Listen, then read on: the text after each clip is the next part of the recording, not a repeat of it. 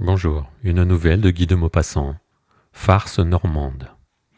A de Joinville. La procession se déroulait dans le chemin creux ombragé par les grands arbres poussés sur le talus des fermes. Les jeunes mariés venaient d'abord, puis les parents, puis les invités, puis les pauvres du pays et les gamins qui tournaient autour du défilé comme des mouches, passaient entre les rangs, grimpaient aux branches pour mieux voir. Le marié était un beau gars, Jean Patu, le plus riche fermier du pays. C'était, avant tout, un chasseur frénétique qui perdait le bon sens à satisfaire cette passion et dépensait de l'argent gros comme lui pour ses chiens, ses gardes, ses furets, ses fusils. La mariée, Rosalie Roussel, avait été fort courtisée par tous les partis des environs, car on la trouvait avenante et on la savait bien dotée. Mais elle avait choisi Patu, peut-être parce qu'il lui plaisait mieux que les autres, mais plutôt encore, en Normande réfléchie, parce qu'il avait plus d'écus. Lorsqu'ils tournèrent la grande barrière de la ferme maritale, 40 coups de fusil éclatèrent sans qu'on vît les tireurs cachés dans les fossés. À ce bruit, une grosse gaieté saisit les hommes qui gigotaient lourdement en leurs habits de fête. Et Patu, quittant sa femme, sauta sur un valet qu'il apercevait derrière un arbre, empoigna son arme et lâcha lui-même un coup en gambadant comme un poulain. Puis on se remit en route sous les pommiers déjà lourds de fruits, à travers l'herbe haute, au milieu des veaux qui regardaient de leurs gros yeux, se levaient lentement et restaient debout, le mufle tendu vers la noce. Les hommes redevenaient graves en approchant du repas. Les uns, les riches, étaient coiffés de hauts chapeaux de soie luisants qui semblaient dépaysés en ce lieu. Les autres portaient d'anciens couvre-chefs à poils longs, qu'on aurait dit en peau de taupe. Les plus humbles étaient couronnés de casquettes. Toutes les femmes avaient des châles lâchés dans le dos et dont elles tenaient les bouts sur leurs bras avec cérémonie. Ils étaient rouges, bigarrés, flamboyants ces châles, et leur éclat semblait étonner les poules noires sur le fumier, les canards au bord de la mare et les pigeons sur les toits de chaume. Tout le vert de la campagne, le vert de l'herbe et des arbres, semblait exaspéré au contact de cette pourpre ardente, et les deux couleurs ainsi voisines devenaient aveuglantes sous le feu du soleil de midi.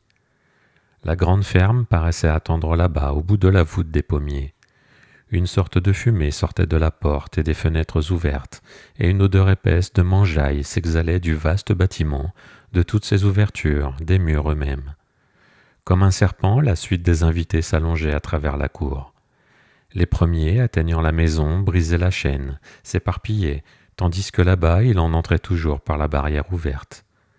Les fossés maintenant étaient garnis de gamins et de pauvres curieux, et les coups de fusil ne cessaient pas, éclatant de tous les côtés à la fois, mêlant à l'air une buée de poudre et cette odeur qui grise comme de l'absinthe. Devant la porte, les femmes tapaient sur leurs robes pour en faire tomber la poussière, dénouaient les oriflammes qui servaient de ruban à leurs chapeaux, défaisaient leurs châles et les posaient sur leurs bras, puis entraient dans la maison pour se débarrasser définitivement de ces ornements. La table était mise dans la grande cuisine qui pouvait contenir 100 personnes. On s'assit à 2 heures. À 8 heures, on mangeait encore. Les hommes, déboutonnés, en bras de chemise, la face rougie, engloutissaient comme des gouffres. Le cidre jaune luisait, joyeux, clair et doré, dans les grands verres, à côté du vin coloré, du vin sombre couleur de sang. Entre chaque plat, on faisait un trou, le trou normand, avec un verre d'eau-de-vie qui jetait du feu dans les corps et de la folie dans les têtes. De temps en temps, un convive plein comme une barrique sortait jusqu'aux arbres prochains, se soulageait, puis rentrait avec une faim nouvelle aux dents. Les fermières, écarlates, oppressées, les corsages tendus comme des ballons, coupés en deux par le corset, gonflés du haut et du bas, restaient à table par pudeur. Mais une d'elles, plus gênée, étant sortie, toutes alors se levèrent à la suite. Elles revenaient plus joyeuses, prêtes à rire, et les lourdes plaisanteries commencèrent. C'étaient des bordées d'obscénités lâchées à travers la table, et toutes sur la nuit nuptiale. L'arsenal de l'esprit paysan fut vidé. Depuis 100 ans, les mêmes grivoiseries servaient aux mêmes occasions, et bien que chacun les connût, elles portaient encore, faisaient partir en un rire retentissant les 2 enfilées de convives. Un vieux à cheveux gris appelait « Les voyageurs pour Mésidon en voiture !» et c'étaient des hurlements de gaieté. Tout au bout de la table, 4 gars, des voisins, préparaient des farces aux mariés, et ils semblaient en tenir une bonne tant ils trépignaient en chuchotant. L'un d'eux, soudain, profitant d'un moment de calme, cria « C'est les braconniers qui vont s'en donner cette nuit, avec la lune qu'il y a. » Dis donc, Jean, c'est pas cette lune-là que tu guetteras, toi. Le marié brusquement se tourna. Qu'ils y viennent, les braconniers. Mais l'autre se mit à rire. Ah, ils peuvent y venir, tu quitteras pas ta besogne pour ça. Toute la tablée fut secouée par la joie, le sol en trembla, les verres vibrèrent. Mais le marié, à l'idée qu'on pouvait profiter de sa noce pour braconner chez lui, devint furieux. Je te dis que ça, qu'ils y viennent. Alors ce fut une pluie de polissonneries à double sens, qui faisait un peu rougir la mariée, toute frémissante d'attente. Puis quand on eut bu des barils d'eau-de-vie, chacun partit se coucher. Et les jeunes époux entrèrent en leur chambre, située au rez-de-chaussée, comme toutes les chambres de ferme. Et comme il y faisait un peu chaud, ils ouvrirent la fenêtre et fermèrent l'auvent. Une petite lampe de mauvais goût, cadeau du père de la femme, brûlait sur la commode. Et le lit était prêt à recevoir le couple nouveau, qui ne mettait point à son premier embrassement tout le cérémonial des bourgeois dans les villes. Déjà la jeune femme avait enlevé sa coiffure et sa robe, et elle demeurait en jupon, délaçant ses bottines, tandis que Jean achevait un cigare en regardant de coin sa compagne. Il la guettait d'un œil luisant, plus sensuel que tendre, car il la désirait plutôt qu'il ne l'aimait. Et soudain, d'un mouvement brusque, comme un homme qui va se mettre à l'ouvrage, il enleva son habit. Elle avait défait ses bottines, et maintenant elle retirait ses bas, puis elle lui dit, le tutoyant depuis l'enfance, « Va te cacher là-bas, derrière les rideaux, que je me mette au lit. » Il fit mine de refuser, puis il y alla d'un air sournois, et se dissimula, sauf la tête. Elle riait, voulait envelopper ses yeux, et il jouait d'une façon amoureuse et gaie, sans pudeur apprise et sans gêne.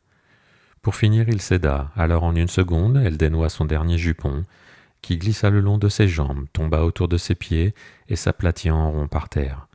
Elle l'y laissa, l'enjamba, nue sous la chemise flottante, et elle se glissa dans le lit dont les ressorts chantèrent sous son poids. Aussitôt il arriva, déchaussé lui-même, en pantalon, et il se courbait vers sa femme, cherchant ses lèvres qu'elle cachait dans l'oreiller, quand un coup de feu retentit au loin, dans la direction du bois des râpets, lui sembla-t-il. Il se redressa inquiet, le cœur crispé, et courant à la fenêtre, il décrocha l'auvent. La pleine lune baignait la cour d'une lumière jaune. L'ombre des pommiers faisait des taches sombres à leurs pieds, et au loin la campagne, couverte de moissons mûres, luisait. Comme Jean s'était penché au dehors, épiant toutes les rumeurs de la nuit, deux bras nus vinrent se nouer sous son cou, et sa femme, le tirant en arrière, murmura. « Laisse donc, qu'est-ce que ça fait? Viens-t'en !» Il se retourna, la saisit, l'étreignit, la palpant sous la toile légère, et l'enlevant dans ses bras robustes, il l'emporta vers leur couche. Au moment où il la posait sur le lit, qui plia sous le poids, une nouvelle détonation, plus proche, celle-là, retentit. Alors Jean, secoué d'une colère tumultueuse, jura. « Nom de... Il croit que je ne sortirai pas à cause de toi?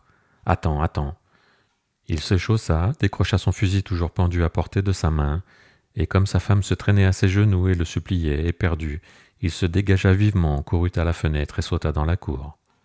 Elle attendit 1 heure, 2 heures, jusqu'au jour. Son mari ne rentra pas. Alors elle perdit la tête, appela, raconta la fureur de Jean et sa course après les braconniers. Aussitôt les valets, les charretiers, les gars partirent à la recherche du maître. On le retrouva à 2 lieues de la ferme, ficelé des pieds à la tête, à moitié mort de fureur, son fusil tordu, sa culotte à l'envers, avec 3 lièvres trépassés autour du cou et une pancarte sur la poitrine. Qui va à la chasse perd sa place. Et plus tard, quand il racontait cette nuit d'épousailles, il ajoutait « Oh, pour une farce, c'était une bonne farce. Ils m'ont pris dans un collet comme un lapin, les salauds, et ils m'ont caché la tête dans un sac. Mais si je les tâte un jour, gare à eux. » Et voilà comment on s'amuse les jours de noces au pays normand.